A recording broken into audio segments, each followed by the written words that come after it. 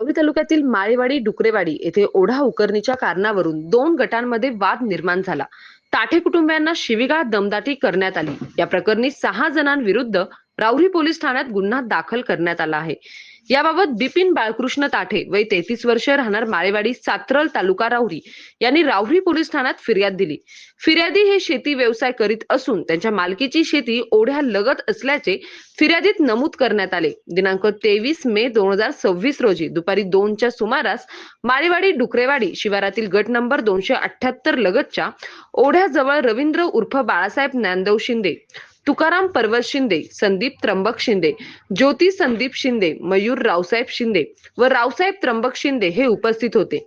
ते जेसीबीच्या साह्याने ओढा उकरत असल्याचा आरोप फिर्यादीने केला आहे. फिर्यादीनुसार संबंधितांनी गट नंबर 278 मधील शेत जमिनीत उकरणी सुरू केल्यानंतर बिपिन ताठे यांनी तहसीलदार राहुरी यांच्याकडे सुरू असलेल्या दाव्याचा निकाल लागेपर्यंत कोणतीही कारवाई करू नका असे सांगितले. याचा राग आल्याने संबंधितांनी शिवीगाळ केल्याचे फिर्यादीत म्हटले आहे. तसेच रावसाहेब त्र्यंबक शिंदे यांनी उद्या आम्ही ट्रॅक्टर घेऊन येतो, जो आडवा येईल तसे दहावे जेवायची तयारी ठेवा अशी धमकी दिल्याचा आरोप फिर्यादीने केला आहे.